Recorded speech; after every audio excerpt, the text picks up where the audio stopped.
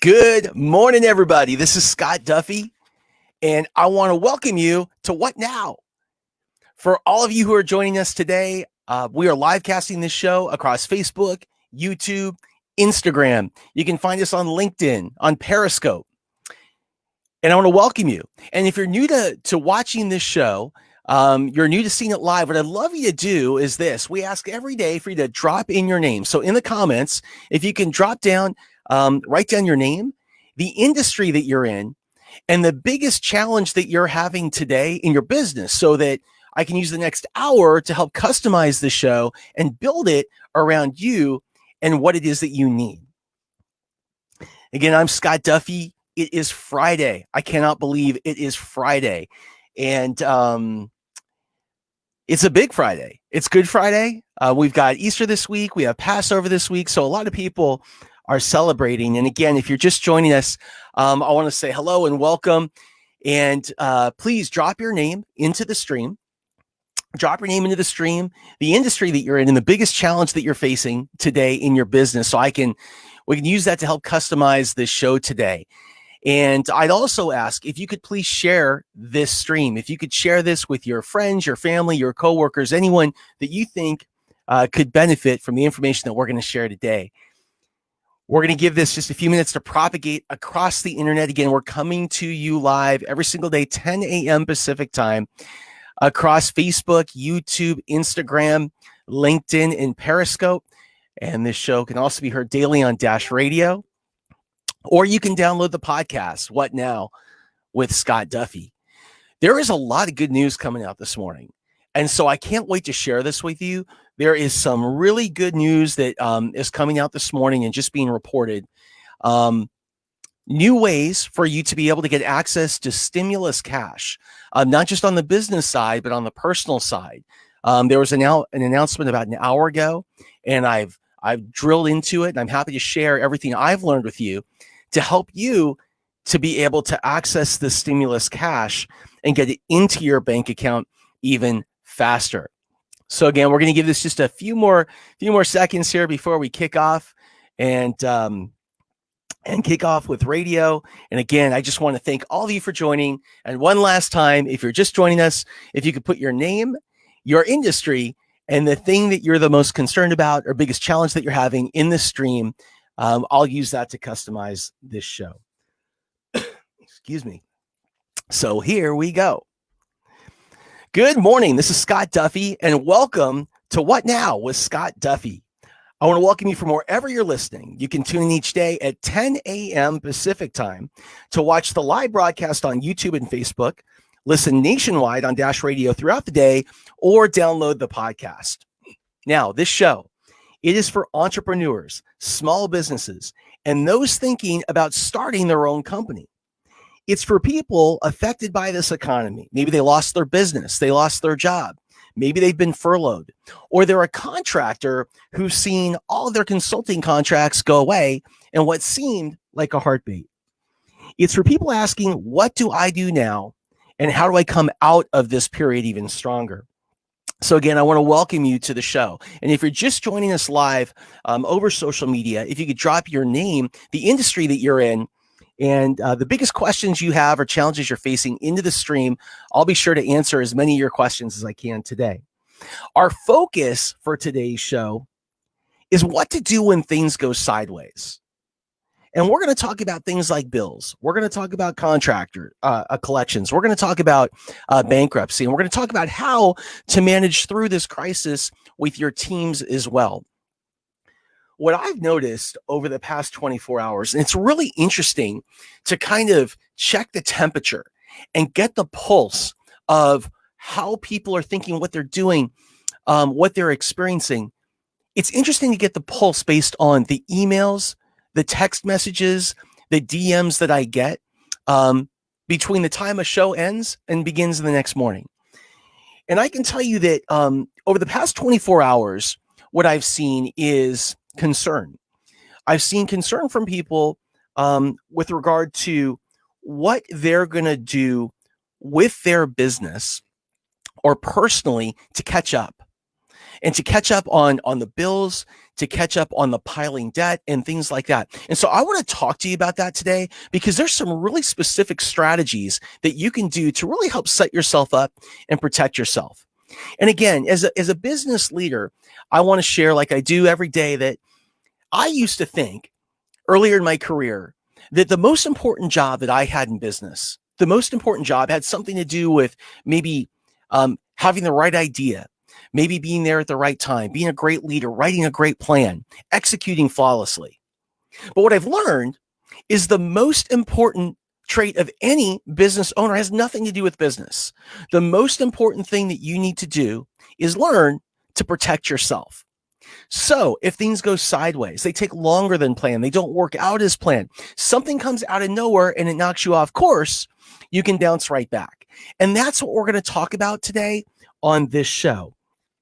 Exactly how you do that. In the news this morning, a lot of stuff going on. In New York, check this out. New York now has more coronavirus cases than any other country in the world. So if New York was a country, it would have more cases than any other country in the world. Of the 466,000 cases of coronavirus nationwide, New York has 162,000 of those cases. Now, here's some good news. Some models are showing the peak death rate in our country from this infection will hit on Sunday. So in 3 days, this is good news. But this is because the new cases in New York have leveled off. What we're seeing, the reality is in other parts of the country, like in Louisiana, in the South, in Illinois, what's happening is those states are just starting to hit the top end of their curve. And so this isn't going away anytime soon. But still, this is really good news about the death rate in the United States coming down and the total number of new infections coming down as well. So that leads to what I think has been the most confusing part of the messaging by the government and the news over the past 24 hours. And the messaging is around this growing debate of when we're going to open up the country. And what is it going to take to open up the country again? And maybe even parts of the country and the economy. What's it going to take for us to start to ease restrictions so we can get back to normal or a new normal? And it's really hard to find an answer. What I can tell you is this. I can tell you that the reason that there's so much pressure on the government to start easing restrictions and getting people back to work is that it's taking much longer than planned to get money into businesses' hands. It's taking longer than planned to get this PPP loan and this PPP grant into small businesses' hands. It's taking longer than planned to get the EIDL loans distributed. It's taking longer than planned to get that stimulus money, those checks that we were supposed to get, into people's pockets. And so there's more pressure to get people back to work. 1 quarter, this is kind of crazy. In the past 3 weeks, over a quarter of our economy has been completely shut down. That has never happened in history here in the United States. Never happened so sharply, so swiftly, even during the Great Depression. So here's the timetables that we're hearing. In the past 24 hours, the president is saying April 30th. So April 30th is the day that President Trump is going to give us an update to help us determine, when he's thinking about opening up this economy again. Secretary of the Treasury Mnuchin, he's saying that he's hoping that we open up in May. The head of the Federal Reserve is saying that he's hoping that we open right after June. So you're talking June, July. And Dr. Fauci, who's in charge of the coronavirus task force on the medical side, he's saying sometime in the summer, probably July and August. So the question is, with all of these people that we're supposed to trust saying completely different things, who do we listen to and what do we do? Well, there's really only one person that you can count on right now. And that person is you. That person is you.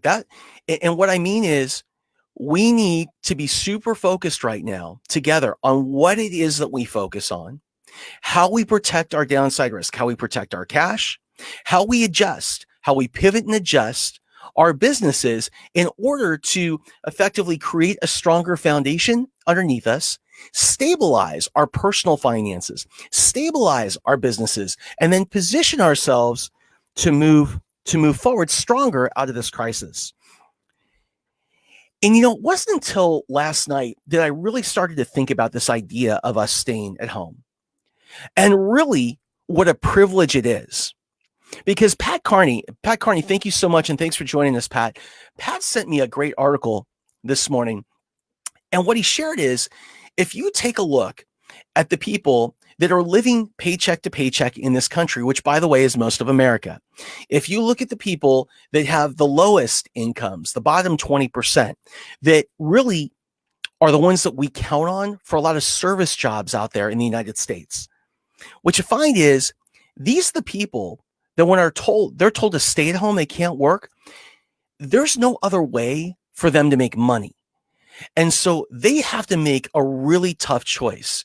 Do I figure out how to do something and potentially get infected and potentially bring this back to my family so I can make the money to feed my family, or do I stay away from work?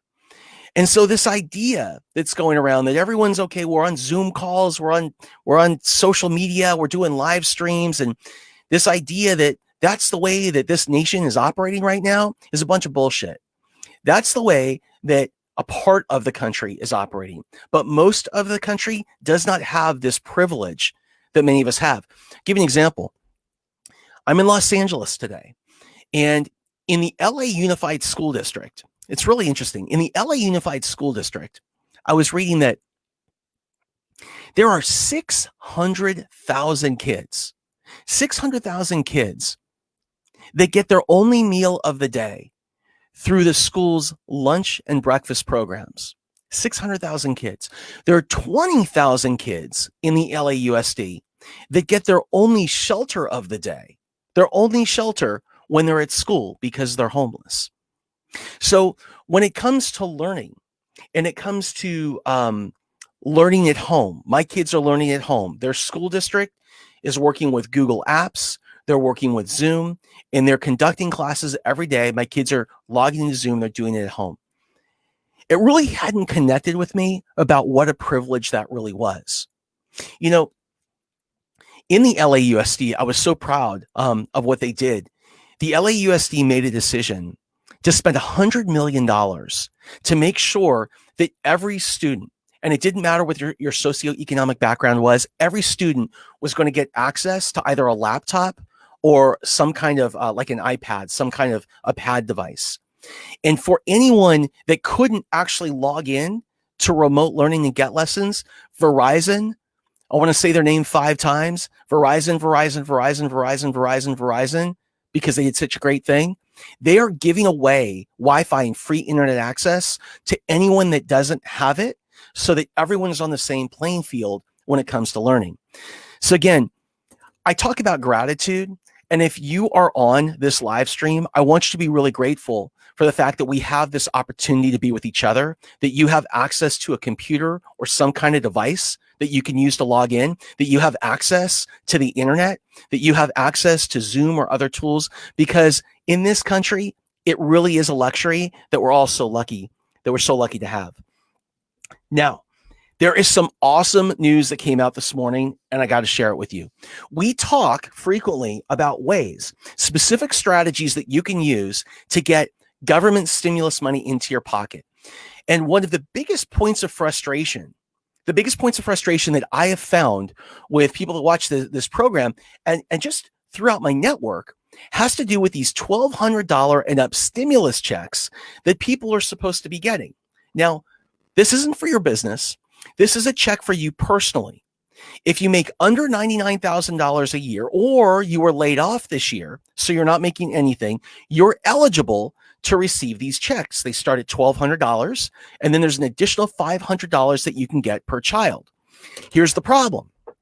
The problem is that in order to get these funds for the last 2-3 weeks, the rule has been you have to have filed taxes for 2019 or 2018, and you have to have your banking information with the IRS, because they're not going to send you a paper check. Instead, what they're going to do is they're going to send this money to you electronically. Well, that's great for the 60 million people in this country that have that information with the IRS. But almost 2 times that number of people, 100 to 110 million people, either don't file taxes, haven't had to file taxes because they didn't need to based on what they earned, or they're late, so they may have filed an extension. So there's been absolutely no way for you to get access to this money. Many people have told me they've tried to hurry up and to get their taxes done. And all across the country, the groups that serve folks, there's several different organizations that will prepare your taxes for free. If you have below a certain income level, they're all effectively shut down. So that hasn't helped. And then there's companies like H&R Block that are commonly used, where it's very hard to get a hold of their people right now because they're also overrun. Here's the good news. The good news is this morning, the IRS released a new program. And if you are a member of our group, go to our group, What Now with Scott Duffy. If you go into that group, you join that group, it's a public group. Every day, I'm dropping in links for really super helpful resources. I dropped in a link to the new IRS website. If you click on that link, there's a big blue button. And if you click on that button, that is how anyone in America can now go. And you can enter your contact information, your social security number, and you can also enter your bank information so the government can get you money. So if you are waiting for this personal stimulus, then you don't have to wait anymore. Go to the link inside of our group, click on there, look for the big blue button, and that big blue button, you click on it, and there's your fields to put in your information so the government can get you money and get you money faster. I want to say Happy Easter to all of you that are celebrating Easter. I know today's Good Friday, Good Pesach. To all of my Jewish friends out there that are celebrating Passover this week, I hope you all have a really happy and safe weekend, and hopefully can get away from all of this for just a bit. And one last kind of interesting fact: I'm a guy that just I love space. I can't wait to go to space one day. I love this space flight. I am the geek that will sit on YouTube and I will watch space shuttle things, like them taking off. There's all these great things where you're actually in the cockpit and you can see from the pilot's view. I watch all this stuff over and over. Like if I need to chill out, I turn it up really loud and I watch this stuff over and over again. So I study the astronauts and things like that. Anyway, tomorrow is the 50th anniversary of when Apollo 13 took off. The 50th anniversary. So if any of you saw that movie with Tom Hanks, it was an incredible space flight where they had all kinds of mechanical problems. People got sick on the flight, but they made it back from the moon. And tomorrow's the 50th anniversary. So let's talk about cash. Let's talk about what happens when things go sideways. What happens when things don't work out in your business as planned? Whether you are a big business, you're a small business, whether you're a micropreneur, you're a solopreneur, you're a mamapreneur, you're a datapreneur, it doesn't matter. Let's say things go sideways. Either your launch doesn't work. There's a change in the market that affects your revenue. Something like this in the economy comes out of nowhere and it takes you off course. What do you do? So I want to go back to a few fundamentals. The first is this. The first thing we've talked about is we have got to protect our finances and our downside risk. How do we do it? Number one, go back to the last 2 bank statements from your bank. Print those out. I want you to go through those. I want you to look at every single line item, everything that you were charged for. Look at every auto pay. And if there is not something on there, there's something on there you do not absolutely need, I want you to get rid of it, to cancel it. That's number one. A lot of us don't realize how many things we're signed up for that are hitting our accounts every month, pulling money out, and we've kind of forgotten about it. They haven't. So this is your opportunity to really get that part of your finances straight. Number 2, make sure that you're reaching out to people who you may owe the most money to, or you may have maybe your biggest billers. So as an example, if you have a mortgage, make sure that you're reaching out to your lender. Again, I've talked to so many lenders. I've talked to so many people out there. And what they're doing is they are working with people like you and me. So they're willing to defer payment in many cases. They're willing to push back payment in many cases. They're willing to help. If you owe rent, instead of being on your heels, get on your toes. Reach out to the person who you are supposed to pay rent to. And if you can't pay, be really straight and really upfront about the situation that you're in. Because in the same way you may have trouble paying because you're not being paid the income you relied on, that person may simply be, relying on you for their income as well. So what I really recommend is get together and figure out how you can work together through this period. Many landlords are deferring rents. Many landlords are helping. Some people I know have completely renegotiated their rents. And so again, that's something I want you to do. And finally, credit cards and utilities. Make sure if you haven't already to reach out to those credit card issuers and utilities because they are working with everybody right now. Now, in the last 3 weeks, 17 million people in this country have filed for unemployment. And in the next 2 weeks, we expect that number to double. Now, alongside that, what we're preparing for in this country is more bankruptcies than we have ever experienced in this country in history. In fact, the rate of bankruptcies, this is business bankruptcies and personal bankruptcies, are expected to be 3 times higher than any time in history. And those bankruptcies will probably start to be processed over the next 2 to 3 months.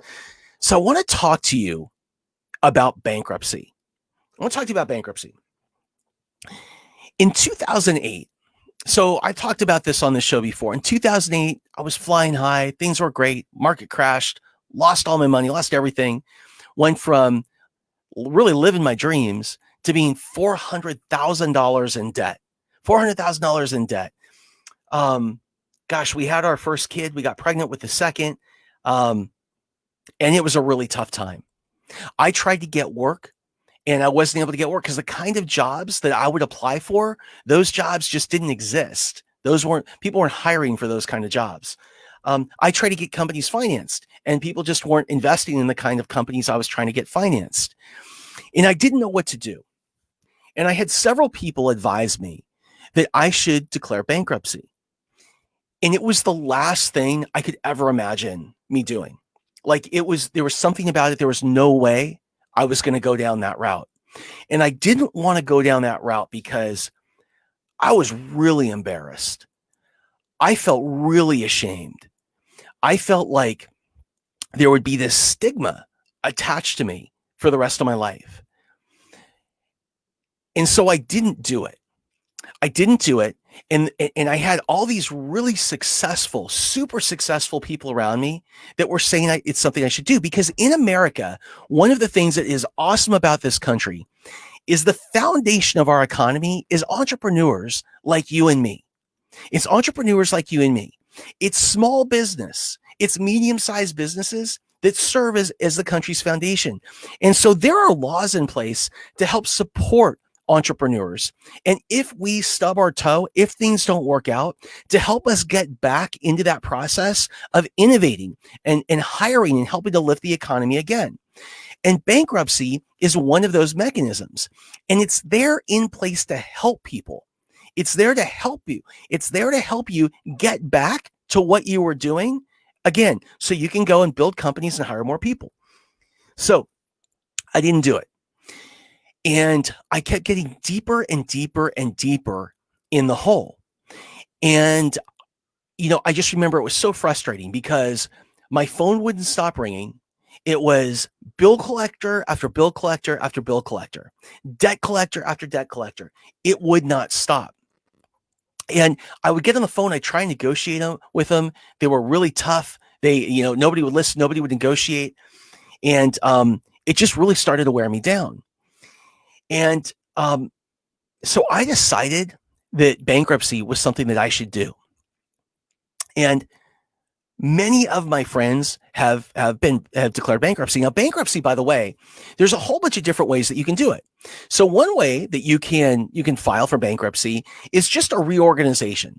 So what the court does is it helps you to basically stop collections, right, and kind of protect your assets for the meantime from any bill collectors. It enables you to reorganize and renegotiate your debt in your payment terms. And then just kind of when that bankruptcy is done and everything's renegotiated, you just continue to move forward. There's other kinds of bankruptcies that enable, or what happens is debt that you had pre-bankruptcy is wiped out 100% or partially. So there's different types of bankruptcies, and they mean different things, and they affect your credit and your credit score in different ways. And by the way, another reason that I did not want to apply for, I didn't want to go through the bankruptcy route was because I was afraid that it would ruin my credit and I would not be able to have access to any type of credit for years. I wouldn't be able to get into a car, a this, a that. I'd have no credit. Okay. So what I did is I didn't, and then I hit a point where I could not handle it any longer. I'm about 5 years into this process. I'm looking around at my friends and people who had declared bankruptcy and had picked themselves up. They may have renegotiated with their lenders. They may have had some debt forgiven. What I found is they were able to bounce back much faster. They were able to go out there and build new companies, hire people, and really get themselves on their feet, kind of like that, at least comparatively, compared to me. So I decided one day I'm going to do it. And I called a friend of mine. I called my friend Greg Reed. And many of you know Greg Reed. And I filled out all these forms. I think he was on the phone and I was filling them out. And I got to tell you, I was crying like a baby. I was so embarrassed. I was having such a hard time about it. And I ended up driving to my attorney's office to go sign the paperwork. And I sat down in the chair at this desk. I sat down at the desk and we had all these papers in front of us. And he said to me, Scott, I got some bad news. I said, what's that? He said, I cannot help you to do this. And I'm like, you got to be kidding me. I said, this is like such an emotional thing for me. Like this, how could you do this to me? He said, when we were going back through your records, here's what we found. We found that you signed a book deal and you signed it over a year ago. And he said, that's fine. And we see that they made a mistake. They put it in your name, not your company's name. And we see that within a day, you asked them to correct it. But that mutually signed thing didn't come back with this in your company's name until 11 months, within 12 months. And because it's within 12 months of you filing bankruptcy, we think that Wells Fargo today is going to come back and they're going to say that you are hiding an asset and do everything they can to put you in jail. And I'm like, what? And they said, yes. And because of that, we will not help you. We're not going to put you in that position. We will not help you to do this. And so I couldn't. And that sucked at that time because I'd gone through all that emotional stuff. And here's the thing. What I learned through this process, I by the way, I could have done it again, but I started to turn around faster and get all that stuff taken care of. But if I waited a little longer, here's the message though. The message that I have for you is what I have learned is that if I was in the same position again, what I would have done is I would have gone and I would have talked to an attorney and seen what my options were. And instead of having that emotion of embarrassment or shame or disappointment in myself about what had happened, I would have used the bankruptcy rules that were set up to help people like me in that position, and maybe some of you. And what I've learned is it's much easier to build your credit and to build it back faster sometimes when you go through this process than you would imagine. I found that my friends that went through this process, they were getting credit cards, lines of credit, all kinds of other stuff really quickly because they wiped out all that debt. Versus me, for me, it took years to be able to get myself back in that place. So what I'm sharing with you now is I'm not telling you to do something. I'm not telling you that you should go out and you should file for bankruptcy if you think you're in a position where you may need to. What I'm sharing with you is some of the choices that we're being forced to make today are things that we may have never imagined we would have to think about. And some of the things that we're being faced with today may be creating some emotion in us. Like we may be thinking, you know, having thoughts about embarrassment or shame or some of these other things that I'm just telling you are not necessary and they're not productive. And what's really amazing about living in this country is there are things there to protect you as an entrepreneur, as a business owner, to help you to rebound and to help you to get on your feet faster. And so I'd like you just to know that they're out there. I'd like you to know, by the way, the reason I share all that stuff, something like, so why would you share that? Why wouldn't you keep that inside? I just want you to know if you're going through hard stuff, I want you to know that you're not alone. I want you to know that there are millions of people out there that probably feel the exact same way that you do. There are millions of people out there today that are sitting down and they are wondering, how am I going to feed my family and make payroll in the same week? They're wondering, how am I going to deal with rent and my landlord and continue to operate my business and do it with my kids at home and do it staying at home? I'm stir crazy. There are a lot of people we're going through these emotions. I just want you to know that you are not alone. And for that reason, I just want to open up and share my experience, because I feel like in life, what happens is we have these common experiences, but when they're tough, nobody wants to talk about them. Nobody wants to talk about them. So I want to use everything that I've got and all the pain that I had to share with you so that maybe you'll know that, there's somebody out there that's going through the same thing. And I want to be here as much as possible to help. So with that, I want to stop for a second. I just want to say hello to some people that have jumped in. First of all, I want to say hello to Sarah. Good morning, Sarah. It's great to see you again. Craig Collins, good to see you as well. Helen, thank you so much for joining. Of course, Sita, so good to see you and so excited to see what's going on in your business right now. Bob Donnell, you are the man. Great to see you. We've got to have you on this show. Bobby Joe, Aaron, good morning to you. It was great to see you last night. By the way, last night, my mastermind group, we had one of those Zoom calls, like a group happy hour. And it was really therapeutic. It was really cool. So I think one of the things that I've learned about the Zoom calls that I run is sometimes they get too serious when we do these virtual happy hours things. So I want to inject some more fun into all of this. If you're doing any of these Zoom virtual happy hours and you have ideas on how to make them super fun, maybe add some levity, add some lightness, I would love it if you would share those ideas, because I could use the help. And I know so many other people could use the help. Patrick, again, always good to see you. And thank you for your notes this morning. Dea, so nice to see you. Great to catch up with you yesterday. And yes, we are all so grateful. And Katie Drew, you say we have nearly identical 2009 stories. The best words. Actually, I'm going to put this up, Katie. We have nearly identical 2009 stories. The best words of wisdom when I was at my lowest was, once you've been successful, you will be again. Entrepreneurs bounce back better than anyone. It is so true. If you take a look at the number of people that are entrepreneurs in the United States that made $1 million and kept their millionaire status, over 50% of them have gone bankrupt at one time or another. By the way, most people think there is a misconception out there that people who make money and keep their money, they make it when they're young. In Silicon Valley, there's this expression that the great ones break out young. Well, it doesn't mean they hold on to their money. The average entrepreneur that started a company, became a millionaire, and kept their $1 million 10 years ago, started that company at 41 years old.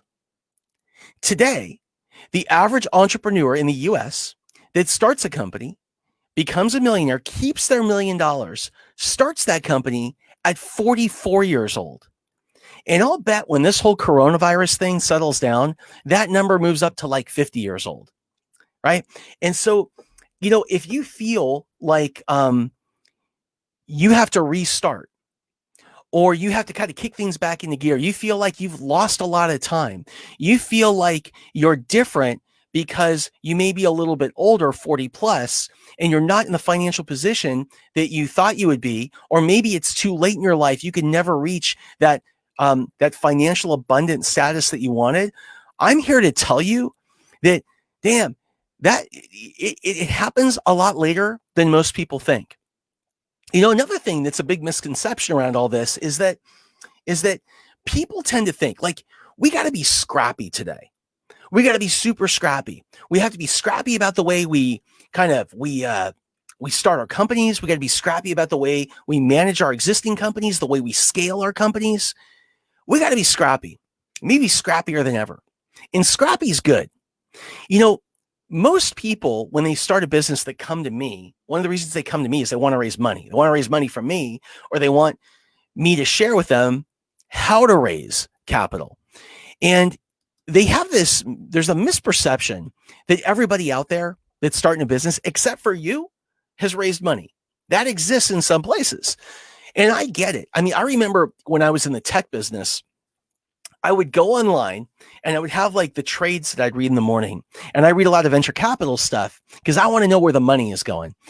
And what I would see is I would see stories about everybody getting money. It seemed like everybody was getting money except for me. And I'm like, how is this possible? Here's the real. The real is less than 1/3 of companies in the US will ever get any type of funding, including raising capital for equity or a loan. Only 1/3 of companies in the US will get any kind of funding, including raising capital and a loan. And of those companies, that 1/3, almost all of them, the vast majority have been in business for over 3 years. They've been in business for over 3 years. So the reality is that most entrepreneurs and most businesses start with nothing, and they're scrappy. And I think the biggest mistake that people make, whether it's getting started or accelerating their growth, is they wait. They wait because they think they need to have everything in place. They got to have the perfect plan and the perfect team and the perfect strategy and the perfect this, and they got to have all the money. But here's the one thing I've learned. What I've learned is the most successful people in business never, ever, ever start or have everything they need. Instead, what they've learned how to do is identify the resources that they need in the next step, and they acquire what they need each and every step of the way. Now, the way they usually start is by bootstrapping. And what we're seeing now is the emergence of a whole new bootstrap economy. So if you need to bootstrap, if you're in a position where you need to go, and by the way, bootstrapping is not just something that people who are starting up do. People with big companies, they're bootstrapping also. They're trading out. They're not selling equity. They're doing things. They're partnering with people. They're partnering with companies in order to get the services they need. So here's the keys to bootstrapping, I think, effectively during this period. Number one, you have to identify what it is that you need. Identify what you need, not just capital. So identify the things that you need, like I need marketing resources, or I need this kind of resource, or I need sales help, or I need help building a website. Identify the resources that you need. Next, number two, identify your trading partners. So you might want to go into LinkedIn. You might want to write down a list of all the people in your network, right, that you think are really awesome at what they do. Write down a list of your trading partners and match them with the things that you need. Next, you have to figure out what is your currency. What is the thing that you have to offer that will be most valuable to a trading partner? And that may mean, it may mean that you offer one thing to everybody, or each person, each partner may need some other type of help from you. The next, you have to figure out what is the deal.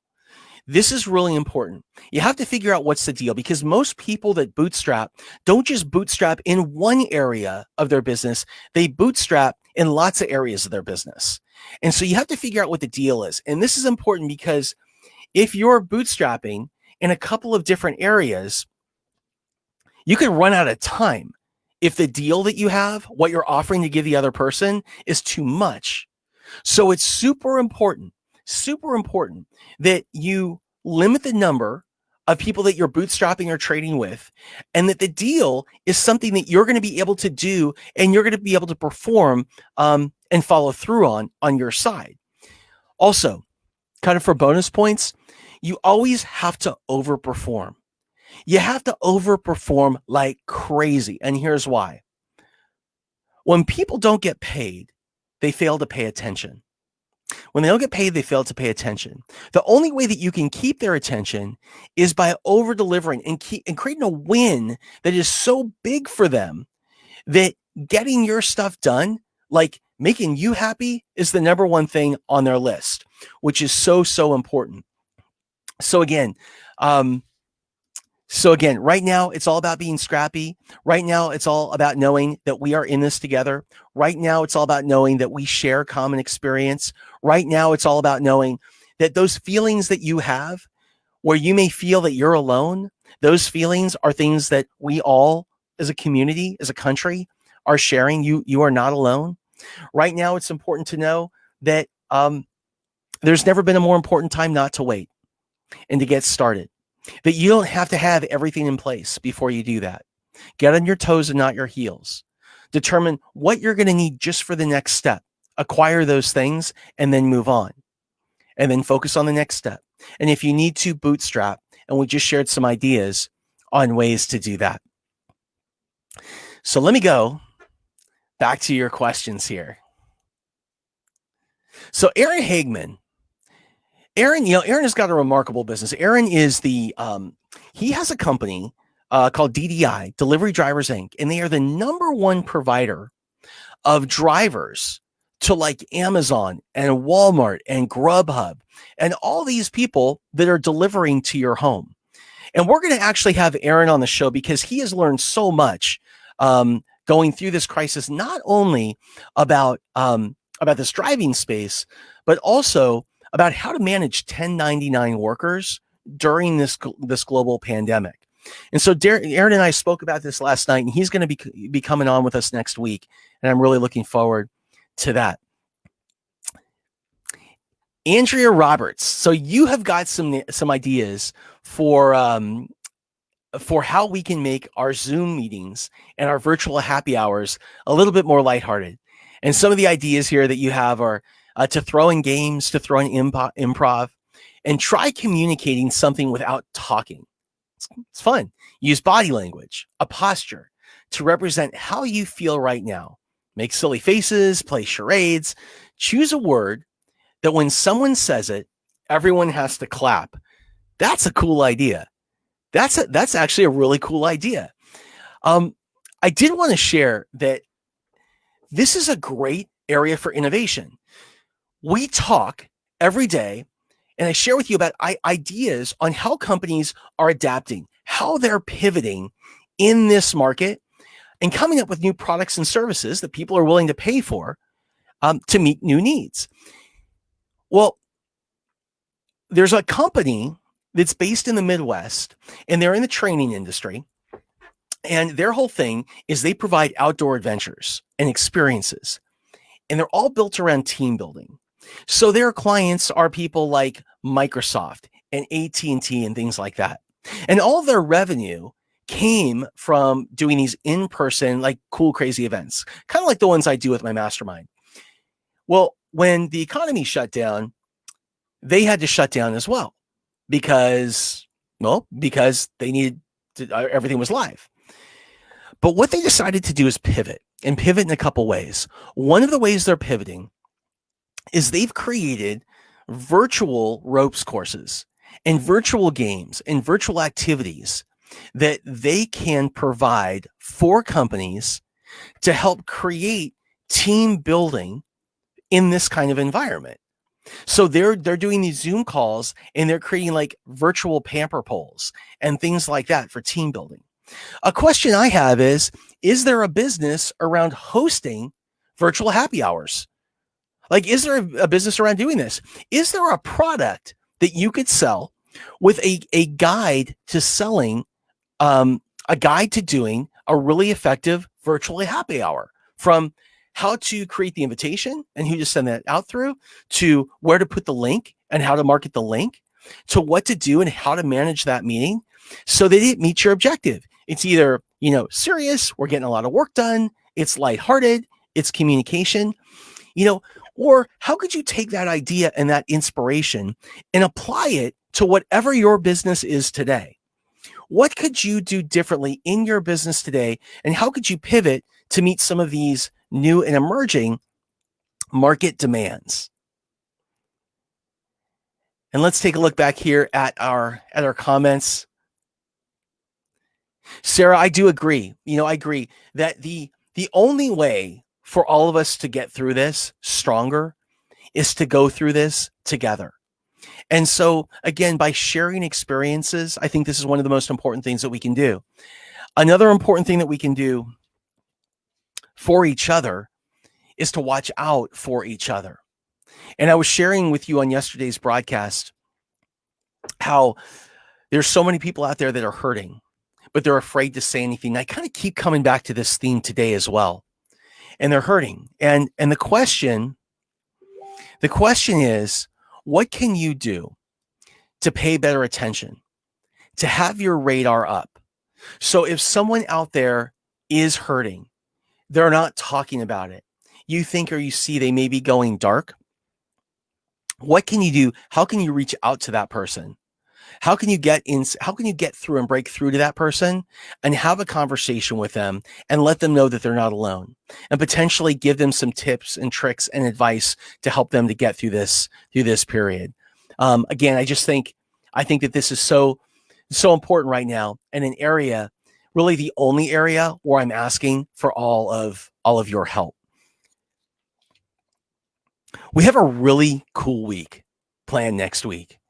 I've been sharing with you just kind of little teasers over the past week and a half about a big event that I have planned, that we have planned, about changes coming to this program, changes coming to our radio distribution and things like that.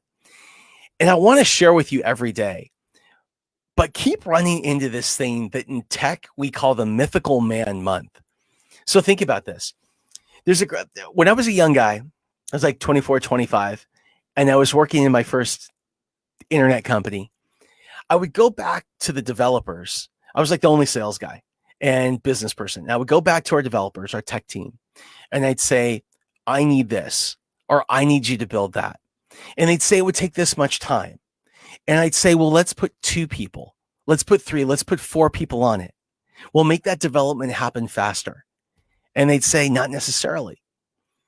And then one day, a guy, because I kept pushing so hard, he was like 20 years old. And he came up to me and he said, the department bought you this. And he gave me a book. Like, I guess they were so tired of hearing from me that they gave me a book. And the book was called The Mythical Man Month. And the Mythical Man Month was written in the late 60s.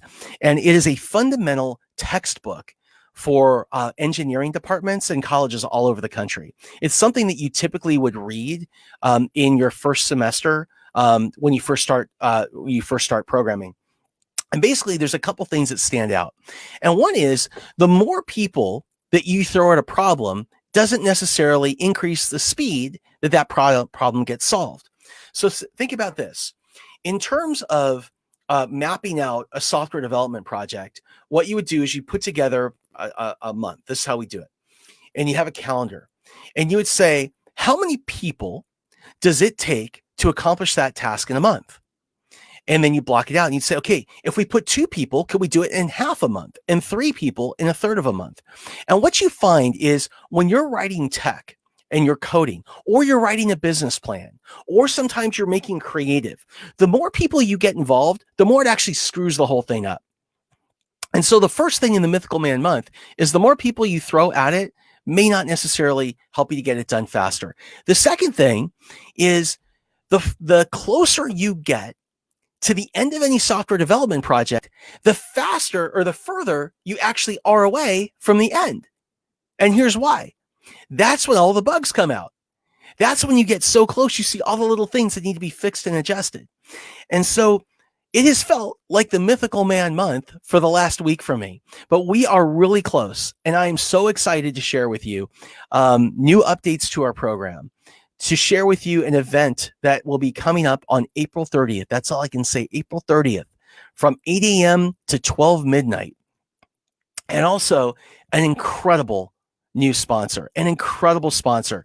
We had a sponsor. It's really more than a sponsor. We had someone call me, an old friend, about 2.5 weeks ago. And he called me at like 11 o'clock at night. It was a Wednesday night. And he said, Scott, he said, what could we do? What could we do to help right now? What could we do to stand behind business? Not because we want anything, but because it's our time and it's our opportunity to give back. And I shared the idea of what I wanted to do. And this company came in with so much support and so many tools and so many resources from me, and then others that we get to share with all of you. And so I can't wait to share that next week. It's going to be super cool. Mark your calendars, though, for April 30th, 8 a.m. Pacific to 12 midnight. We're going to have a really great time. We're going to wrap up right now today's show. And I just want to thank all of you who are joining us. We come to you live every single day, Monday through Friday, 10 a.m. Pacific to 11 a.m. Pacific time. You can watch the live broadcast on Facebook, YouTube, Instagram, LinkedIn, and Periscope. You can listen nationwide on Dash Radio, or you can download the podcast. For all of you that are celebrating this week, you're celebrating Easter, you're celebrating Passover, or something else that I missed, I just want to say I'm sending you my love and my prayers. I hope you have an amazing time. I hope you guys can get away from things over the next couple days, over the weekend. Take care of you. Drink lots of water. Go take a walk. Go hug the people that you love. And I look forward to seeing you again on Monday. And next week is going to be a big week. We have so much planned. You guys have a wonderful weekend.